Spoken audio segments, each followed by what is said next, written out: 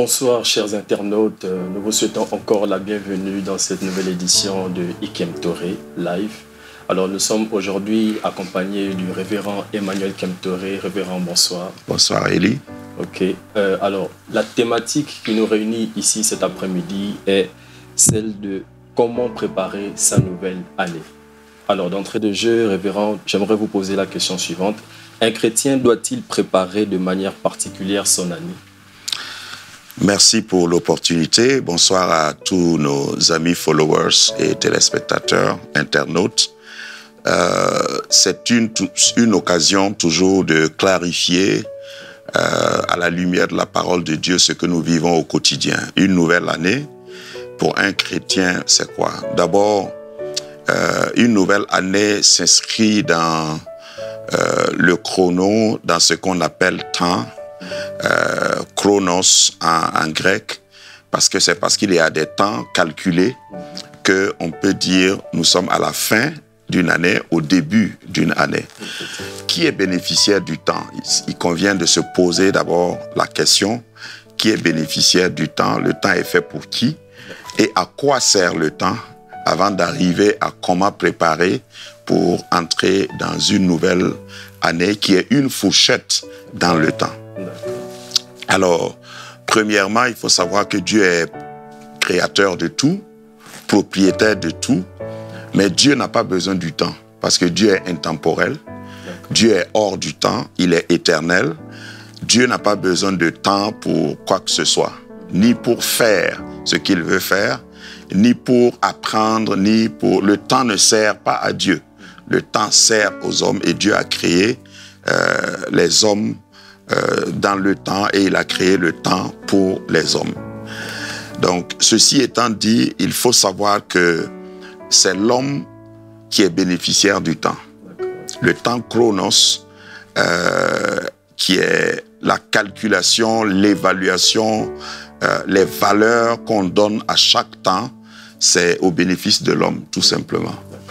Le temps sert à quoi? Ça, c'est la deuxième question importante avant d'arriver à comment préparer sa nouvelle... parce que si ce n'est pas établi, on va parler peut-être de manière superflue. Alors, le temps sert à mûrir. Premièrement, c'est parce qu'il y a du temps que quelqu'un devient mature, qu'un fruit devient mûr. C'est parce qu'il y a du temps que quelqu'un acquiert de l'expérience. Si on enlève le temps, il n'y a pas d'acquisition d'expérience. Le temps sert à grandir. C'est parce qu'il y a le temps que de bébé, on devient adulte. Quand tu vois un adulte, tu peux déjà savoir quel est le temps qu'il a parcouru.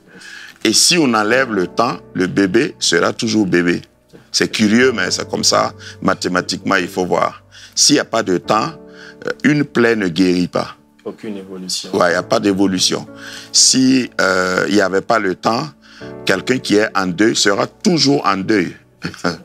Voilà, ça c'est un peu pour se projeter dans l'éternité. Dans l'éternité, on ne s'améliore pas. C'est pourquoi il faut préparer l'éternité maintenant. La manière dont tu vas, j'allais dire, atterrir dans l'éternité, c'est comme ça que tu seras tout le temps. Je ne vais pas effrayer quelqu'un, mais on ne va pas s'améliorer au ciel. Si tu es parti, j'aime souvent faire rire, mais si tu es parti en culotte au ciel, tu restes en culotte pour toute l'éternité. Puisque c'est là que la Bible nous enseigne que nous allons être récompensés. Nous serons récompensés, mais nous ne serons pas améliorés. C'est ce que tu as fait ici, tu reçois ta récompense là-bas. Si ta récompense, selon ce que tu as fait ici, équivaut à je prends des termes simples, à un 5, tu auras un 5, il n'y a pas de redoublement, il n'y a pas de session, il n'y a pas de possibilité de rattrapage. Autant maximiser ici. Absolument, ça c'est ce que la Bible nous enseigne et en relation avec le temps. Donc le temps est pour l'homme. Et le temps que Dieu a donné à l'homme sur terre, il doit profiter de ce temps-là pour bien s'appliquer, pour bien se préparer. C'est-à-dire qu'une erreur commise dans le passé, je dois utiliser le temps. J'arrive maintenant à la réponse. Le temps qui m'est donné cette année pour la corriger, pour m'améliorer, pour me rattraper. Donc le temps, je vais donner quelques lignes. Hein. Le temps sert à mûrir, sert à grandir, sert à acquérir. Le temps sert à se racheter. Le temps sert à recommencer. Le temps sert à guérir, etc. C'est ça l'objectif, entre autres, hein, pour lequel Dieu a créé le temps pour l'homme. L'homme a un commencement et il a une fin. Dieu n'a ni commencement ni fin. Mais Dieu commence tous les commencements et il décide toutes les fins. Voilà. Alors, maintenant, comment préparer? Une nouvelle année, c'est des séquences dans le temps. C'est des opportunités que Dieu nous donne pour nous permettre de mesurer notre avancement, notre avancée, et puis à un moment donné, avoir la possibilité de s'arrêter et puis dire, ah, je peux regarder, voilà, ce que j'ai fait, évaluer, corriger, et puis reprendre. Voilà, corriger ce qui est mal, reprendre ce qui a été mal fait, et puis m'améliorer. Voilà, donc c'est à ça sert le temps.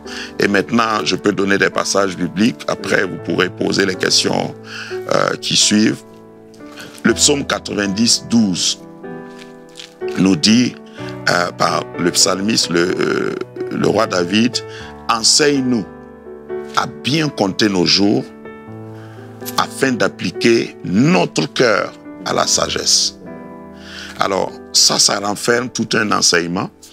Quand on est vivant, les années qui viennent et qui passent doivent nous apprendre à compter. Compter veut dire quoi? Compter pourquoi?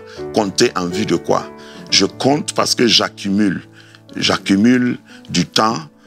Un élève qui va à l'école et qui commence par exemple au CP1, les années passent, s'il reste au CP1, il n'a pas su compter ses jours. Oui, c'est clair. Voilà.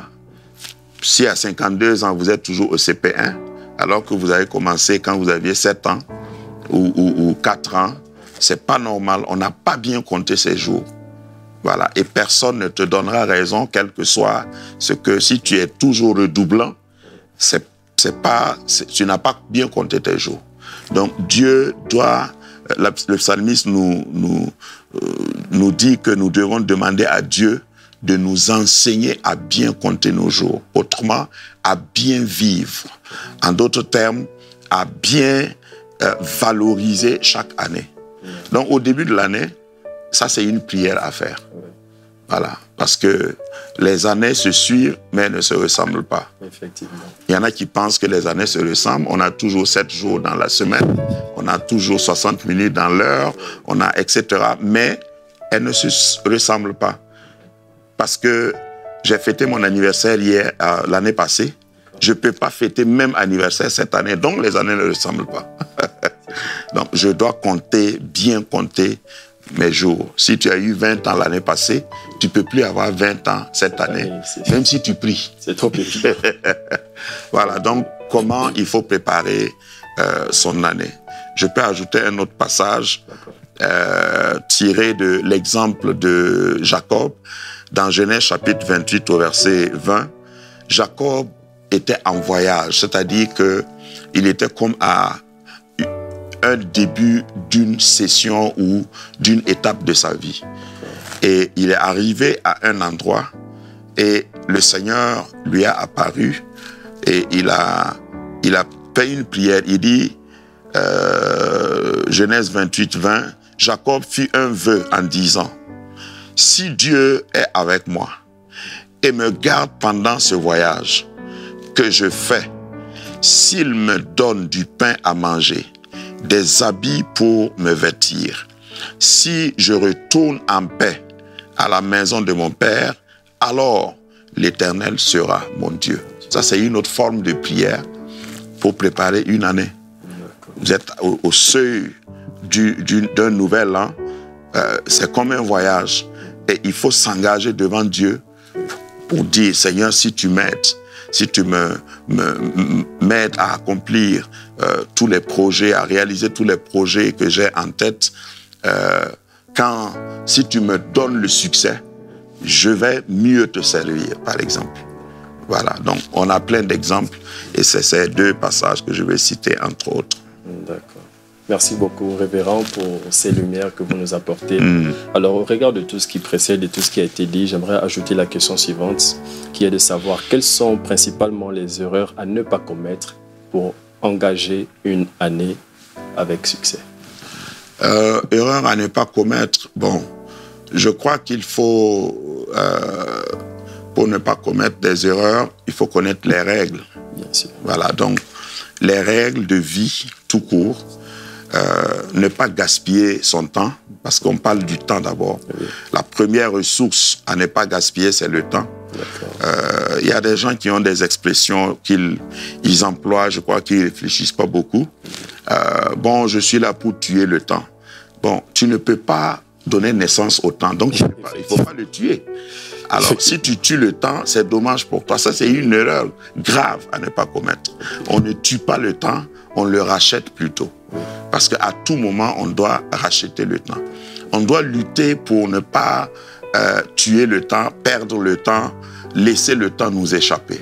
Parce qu'à chaque temps correspond une action que nous pouvons faire. J'ai parlé du temps que nous pouvons utiliser comme rachat, mais il y a des choses que nous ne pouvons pas racheter. Malheureusement, c'est fatal. Il y a certains temps chronos et temps kairos, j'utilise maintenant des termes techniques. Le temps kairos, c'est le temps T que tu dois accomplir quelque chose. Voilà. Si tu es à la gare du train, l'arrivée du train, c'est le temps kairos. Si tu rates ce temps, tu ne peux pas rattraper le train ou l'avion. Si tu rates ton avion, tu ne peux pas te concentrer, prier, et puis l'avion fait demi-tour, venir atterrir. Donc, il y a des temps qu'on ne doit pas perdre, qu'on ne doit pas rater. Ça, c'est une deuxième erreur. Faire attention parce qu'il y a des temps, dans le chronos, il y a des temps kairos que tu ne dois pas rater. Troisièmement maintenant, il faut tout faire pour poser les actes correspondant au temps. Voilà, il y a des actes qu'il faut faire pour correspondre au temps. Si c'est le temps de semer, il ne faut pas dormir. Bien sûr, il faut semer. Voilà. Si c'est le temps des semis, il faut sortir semer. Parce que si tu ne sèmes pas, tu vas rater le temps et ça va être difficile de rattraper le temps. Si tu veux te faire recruter, par exemple, dans les Champions League, il faut aller quand tu as peut-être 17, 20 ans. Voilà. À 60 ans, tu ne peux pas aller dire que tu vas essayer de faire le concours et faire les exercices, faire tout le sport qu'il faut pour pouvoir, même si tu as la volonté et la technique, tu es disqualifié d'office. Tu n'es pas mort, mais tu ne peux pas bénéficier de ce temps, entre autres. Ça, c'est des erreurs. Maintenant, le conseil pratique ajouté à cela, c'est toujours de faire des projets mesurables et réalisables.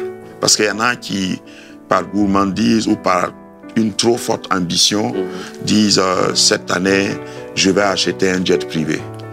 Alors que tu n'as pas encore commencé à travailler, tu n'as pas de revenus. Bon, c'est un vœu, tout le monde peut acclamer, mais est-ce que tu peux, en 12 mois, pouvoir acheter, enfin, je dis n'importe quoi, mais il faut faire des projets qui te permettent de les réaliser étape par étape, parce qu'après chaque année, tu peux faire encore d'autres projets. D'accord. Ok, merci beaucoup, révérend. C'est vraiment très édifiant tout ce que vous nous partagez là à la lumière de la parole. Absolument. Alors, j'aimerais terminer par cette question. Oui.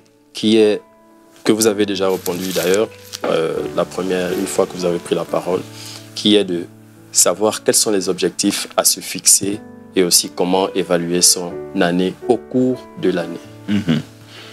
C'est très important parce que Dieu lui-même, nous le voyons dans le récit de la création, Dieu s'auto-évalue. Oui, quand vous lisez la Genèse, Dieu a pris 6 jours pour créer le monde et on dit qu'à la fin de chaque jour, il s'est évalué. Il a dit, Dieu vit que cela était bon. Effectivement. Avant de commencer une autre série de création. Donc, il est important de ne pas vivre seulement, Il faut s'auto-évaluer. S'évaluer même, comme Dieu l'a fait dans Genèse, chaque soir.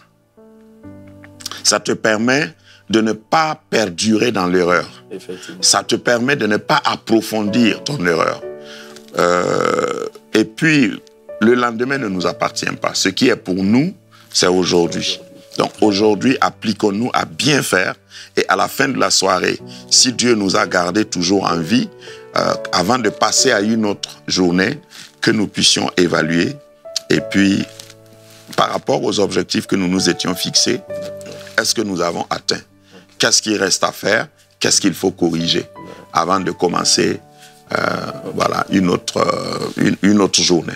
Merci beaucoup, révérend. C'est moi. Merci encore à vous, chers internautes, de nous avoir regardés cet après-midi. Bonne soirée à vous. Shalom.